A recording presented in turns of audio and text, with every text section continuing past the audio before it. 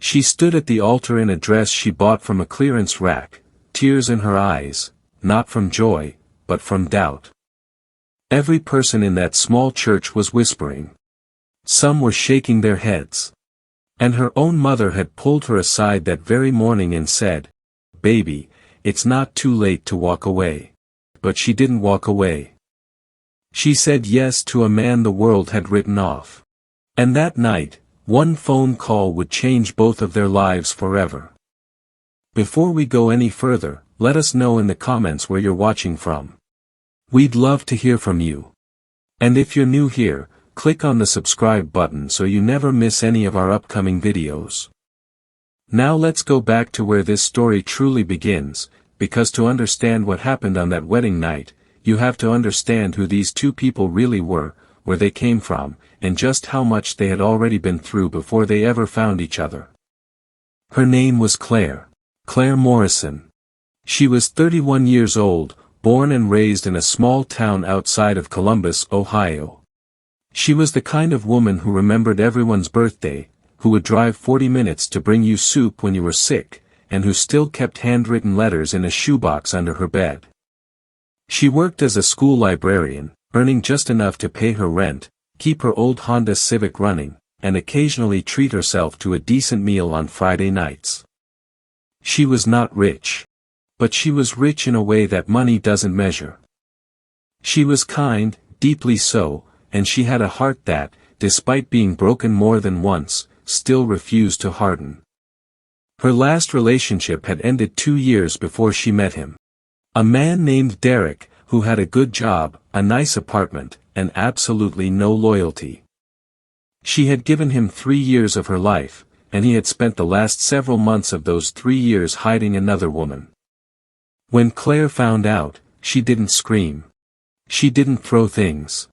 She sat quietly on the edge of their shared bed, packed one bag, and left. That quiet kind of heartbreak. That's the kind that sits in your chest for years. So when Claire Morrison said yes to marrying a man who had very little to offer on paper, the people who loved her were genuinely afraid for her. And honestly, can you blame them? His name was Nathan Cole. And Nathan Cole looked, from the outside, like a man life had simply forgotten about. He was 34.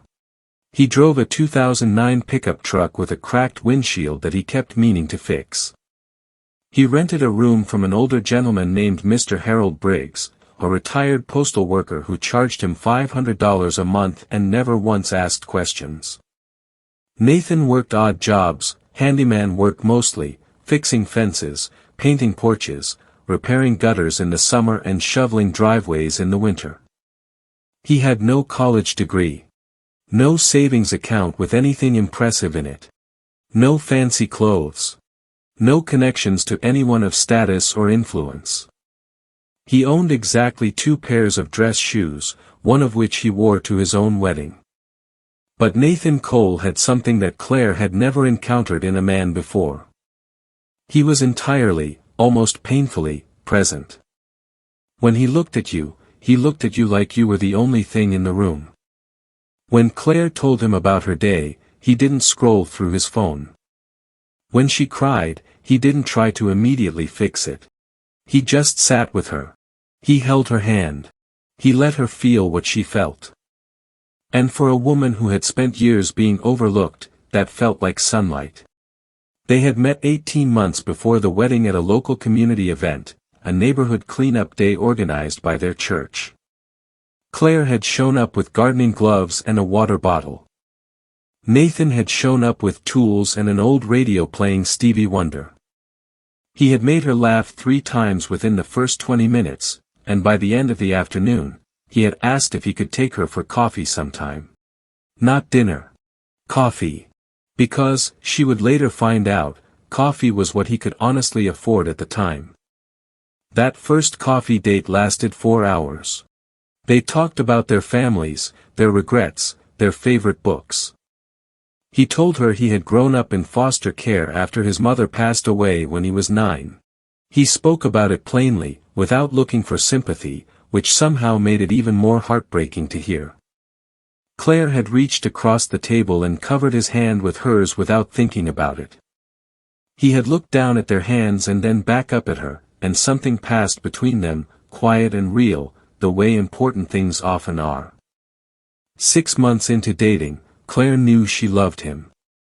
She knew it the morning he showed up at her apartment door at 6:30 in the morning because she had mentioned offhand the night before that her kitchen faucet was dripping and it was keeping her up at night. He showed up with tools and fixed it before she had even finished her first cup of coffee. He refused to let her pay him. He just kissed her forehead and said, "Get some rest. You looked tired last week." She stood in her kitchen after he left and cried, not because she was sad, but because she wasn't used to being taken care of. The people in her life, though, were not as moved. Her mother, Gloria, was a practical woman who had worked in hospital administration for 30 years and believed deeply in financial stability. When Claire brought Nathan to Sunday dinner for the first time, Gloria was polite, but Claire could read her mother like a book. The tight smile. The careful questions about his work. The way she said, "Oh, that's interesting," when Nathan explained what he did for a living. After Nathan left that evening, Gloria had sat down across from Claire at the kitchen table, folded her hands, and said, "Claire, baby, he's sweet. I can see that. But sweet doesn't pay the light bill." Claire's best friend, Dana, was more blunt. Dana was the kind of friend who said what others only thought, which was both her best and occasionally her most exhausting quality. "He's broke, Claire. Like, actually broke. You work at a school library.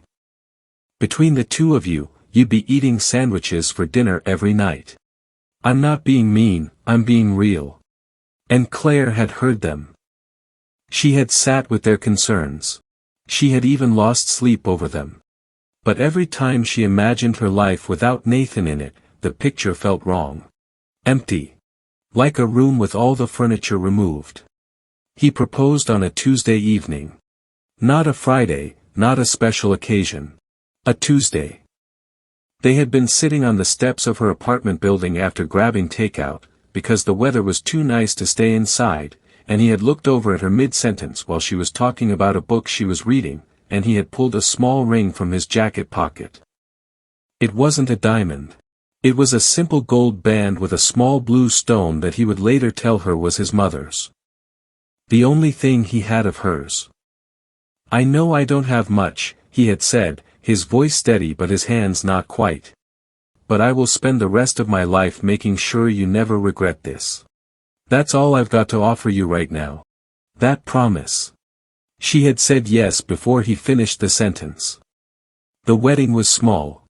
47 people in a Baptist church that smelled like old wood and candle wax. Claire wore a white dress she had found for $120 at a consignment store. Her mother had altered it to fit perfectly, because even in her worry, Claire Morrison loved her daughter completely. Nathan wore a navy suit that Dana's husband had lent him, along with those dress shoes he had polished the night before until they shined. Claire's younger sister, Patrice, did her hair. A friend from church played piano. There were wildflowers in mason jars along the aisle because they were cheap and beautiful, which is a combination that is harder to find than people think. But underneath the love and the flowers and the music, there was tension in that church. Real tension. The kind you can feel in your shoulders when you walk into a room. Gloria sat in the front row with her hands folded in her lap, wearing a look on her face that was somewhere between a smile and a prayer. Some of Nathan's former acquaintances sat in the back pews, people who had known him from the harder years, who had seen him at his lowest and still weren't quite sure what to make of who he was now. And there were whispers. Quiet ones, but present. People wondering what Claire was thinking. People wondering what Nathan's plan was. People wondering if this whole thing was a beautiful mistake. And then Claire walked through those doors. And Nathan, standing at the altar, saw her, and everything on his face changed. Not dramatically, not in the way you see in movies. Quietly. His jaw relaxed. His shoulders dropped. He exhaled slowly. And his eyes, which had always been steady, filled with something that looked an awful lot like relief. Like he had been holding his breath for years and had finally been allowed to breathe. The ceremony was short and sincere. Their vows were their own words. Nathan had written his on a folded piece of notebook paper that he pulled from inside his jacket pocket. He said, among other things, "I can't give you everything. But everything I have, I give to you completely. Every morning, every ordinary Tuesday, every hard night. All of it." There was not a dry eye in the building. Not even from Dana, who had cried into her bouquet and then immediately looked embarrassed about it. They were married. And for that hour, in that little church that smelled like candle wax and old wood, nothing else mattered. The reception was at a rented community hall down the street. There was catered barbecue from a local spot, a small DJ, and a sheet cake that said, "Nathan and Claire," in blue and white frosting.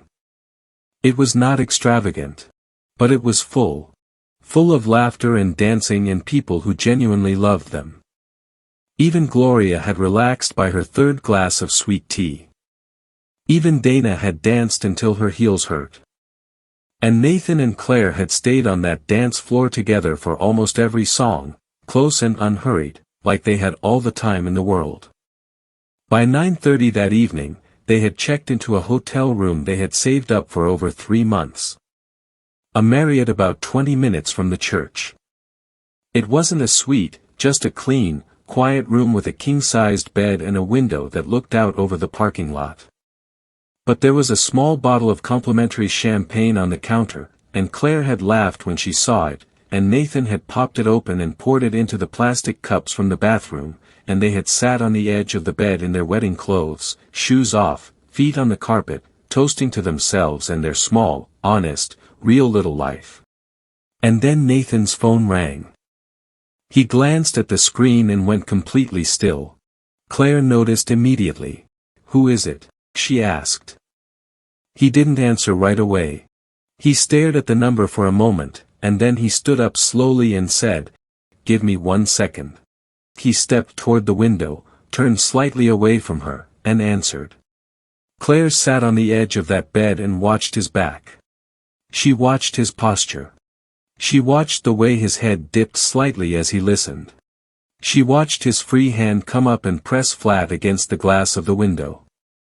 The conversation lasted maybe 4 minutes. He said almost nothing on his end. A few quiet, "yes sirs," and one, "I understand," and then silence. When he hung up, he stood with his back to her for a long moment. "Nathan," she said softly, "you're scaring me." He turned around. And the look on his face was one she had never seen before. It wasn't sadness exactly. It wasn't fear. It was something closer to someone who had just been handed something so heavy they weren't sure yet if their arms could hold it. He sat down beside her on the bed. He put the phone face down on the nightstand. And then he said something that Claire would replay in her mind hundreds of times in the weeks and months that followed. "There are some things I never told you. Not because I was lying to you. But because I wasn't sure it was ever going to matter." And then Nathan Cole told his wife the truth. He had grown up in foster care, that part she knew. What she didn't know was the full story of where he came from before that. His mother, a woman named Evelyn Cole, had been a young woman from a modest family in rural Georgia. What Nathan had never known, what he had spent years trying to find out and then eventually gave up on, was the identity of his father. His mother had died before she could tell him. And the state records were incomplete, the trail cold, and Nathan had eventually made peace with the idea that he simply would never know. But someone else had not made peace with that at all. The call on his wedding night had come from a lawyer in Atlanta, Georgia. A man representing the estate of a recently deceased businessman named Robert Alderman. Nathan didn't recognize the name at first. But the lawyer explained. Robert Alderman had been a prominent real estate developer in Georgia and parts of Tennessee. He had built a business from nothing over 40 years. He had been married twice, had 2 adult children from his first marriage. And he had spent the last 3 years of his life working with a private investigator to locate a son he had never met. A son whose mother had been a young woman named Evelyn Cole, with whom he had a brief relationship before he was married, a relationship he had run from when he found out she was pregnant. A decision, the lawyer said, that Robert Alderman had described in his private journals as the greatest shame of his life. Robert Alderman had died 6 weeks ago. And in his will, he had left 1/3 of his estate to Nathan Cole. His biological son. A son he had never spoken a single word to in 34 years. Claire sat completely still as Nathan told her this. She didn't speak. She barely breathed. She just listened, watching his face, watching the way he stared at the carpet as he talked, the way his voice was low and careful like he was still processing every word himself. 1/3 of the Alderman estate. The lawyer had given him a number. Not a rough estimate. An actual number. Nathan had written it on the back of the hotel notepad beside the phone. He picked it up and handed it to Claire without a word. She looked at it. Then she looked at him. Then she looked at it again. It was just over $4 million. Now here is where I want you to stop and really think for a moment, because I want you to put yourself in Claire's place. You have just married a man the whole world told you was a mistake. You spent months defending your choice. You bought a wedding dress from a clearance rack. You saved for 3 months to afford 1 night in a decent hotel room. And on the first night of your marriage, sitting on the edge of a king-sized bed in your wedding clothes with plastic cups of champagne on the nightstand, your husband tells you he is the secret heir to a $4 million estate. How would you feel? Shocked? Relieved? Afraid? Would a part of you wonder if any of it was real? Would you wonder what it meant for everything you thought you knew about your life? Because Claire felt all of those things. All at once. In that quiet hotel room. While the parking lot outside the window hummed with traffic. She looked at Nathan for a long time. And then she asked the only question that truly mattered to her. Did you know? Before tonight, did you know any of this? And Nathan looked her in the eyes and said, No. I swear to you. I had no idea. She believed him. Not blindly. She believed him because she had learned to read Nathan Cole very well over 18 months, and there was nothing in his face that evening that looked like a man revealing a secret he had been keeping. He looked like a man standing in a field he had never seen before, unsure of whether the ground beneath him was solid. They didn't sleep much that night. They sat on that bed for hours, talking. Really talking. Going through every emotion together the way people who genuinely love each other do. There was a moment around midnight where Claire laughed, suddenly and unexpectedly, and Nathan looked at her surprised, and she shook her head and said, My mother. I just thought about my mother's face. And then Nathan laughed too, and it broke something open between them, the tension, the weight of it, and they held each other for a long time after that. The next morning, Nathan called the lawyer back. He confirmed his identity with the required documents and began the process of verifying everything through official legal channels. It took several weeks. DNA confirmation was done quietly and quickly. The results came back positive. Nathan Cole was, without any doubt, the biological son of Robert Alderman. The other Alderman children, Robert's 2 adult children from his first marriage, were not entirely pleased. That was an understatement. They had known about the search for Nathan. Their father had told them near the end of his life, and the conversation had not gone smoothly. But Robert had been clear in his legal documents, and the estate's attorneys had been thorough. Nathan's portion was protected and valid. Nathan and Claire sat down with their own attorney, a woman Claire found through a colleague at work, and began to understand what this inheritance actually meant in practical terms. After taxes and legal fees, Nathan would receive just over $2.8 million. Not in a single check, but structured over time, with a portion available immediately and the rest released in increments as designated by the estate's terms. The money was real. And now came the harder question. What do you do with it? This is where Nathan and Claire's story becomes something more than just a remarkable twist of fate. Because the way they handled what came next said everything about who they actually were. They did not move into a mansion. They did not buy luxury cars. They did not post anything on social media, not a single word, and to this day, very few people outside their immediate family know the full story. What they did was sit down, the two of them, at their kitchen table in Claire's apartment, with a notepad, 2 cups of coffee, and a very long, honest conversation about what kind of life they actually wanted. Nathan had grown up with nothing.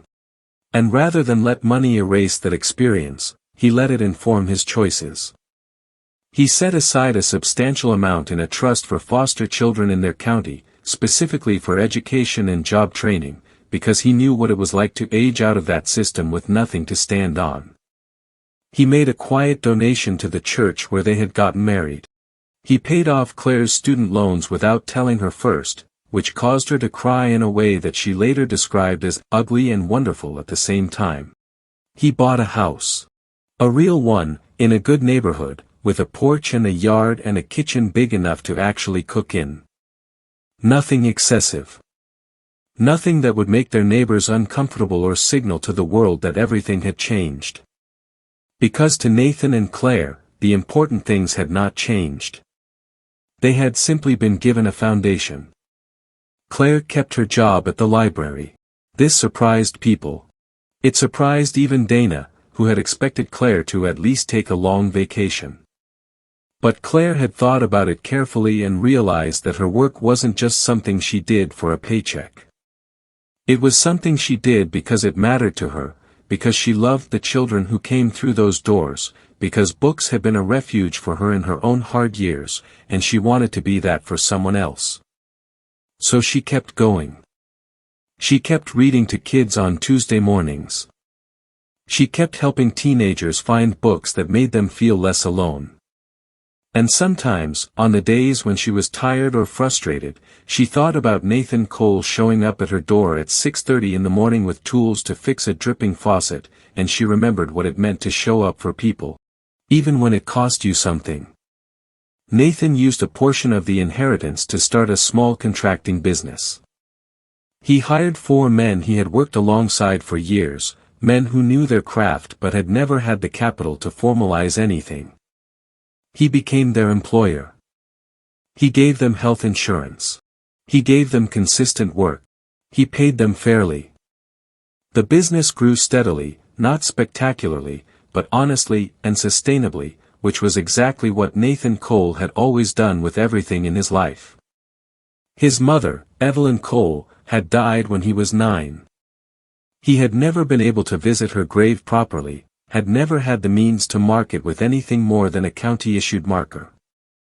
One of the first things Nathan did with his own money was commission a proper headstone for her. He drove to Georgia alone for the installation. He stood at her grave for a long time.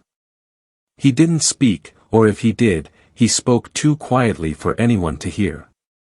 When he came home, Claire asked him how he was, and he said, "I think she'd be all right with how things turned out."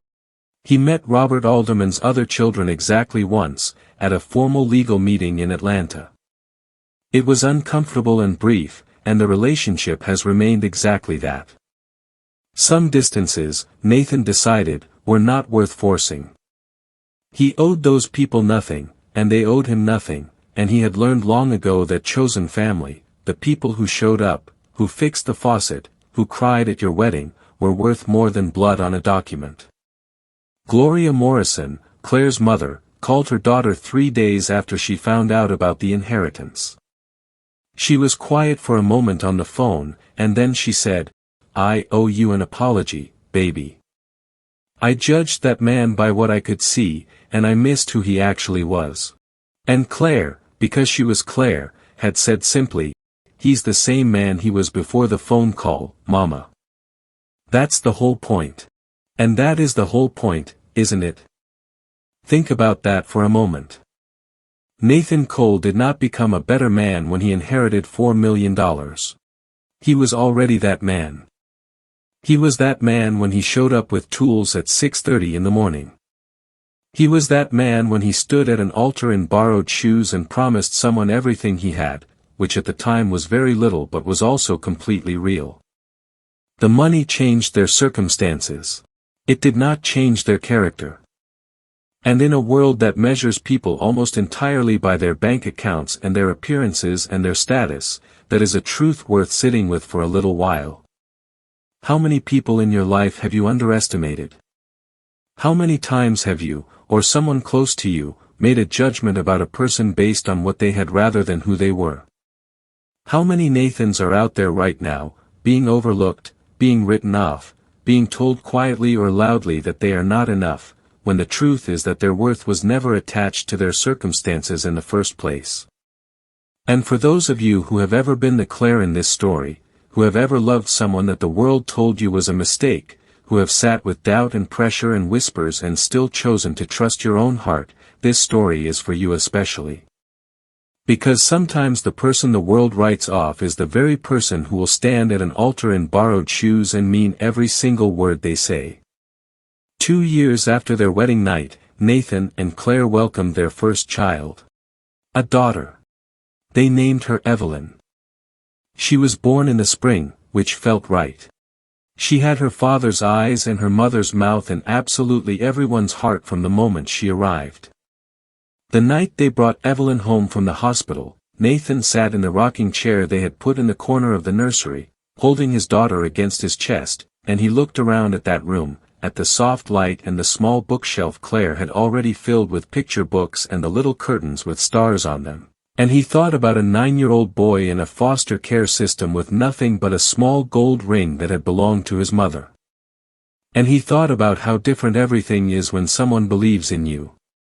When one person, just one, decides that you are worth something regardless of what you have in your pocket or on your resume or in your bank account. That is not a small thing. That is, in fact, everything. Claire and Nathan Cole are still married. They still live in that same house with the porch and the yard. Nathan's business now employs 11 people. Claire still works at the library on Tuesdays. Evelyn is 2 years old and apparently already very opinionated about which books she wants read to her at bedtime. Some things are too good not to pass down. And on every anniversary, Nathan and Claire go back to that same Marriott hotel. They book the same kind of room. They bring their own champagne now, the real kind, in real glasses. And they sit on the edge of the bed and they toast to what they had before that phone call, because that, they will both tell you, was always the thing that mattered most. So the next time someone tells you that you're making a mistake by loving someone who doesn't look the part, remember Claire Morrison in a clearance rack wedding dress walking toward a man in borrowed shoes. Remember that the world could not see what she could see. And she was right. She always was.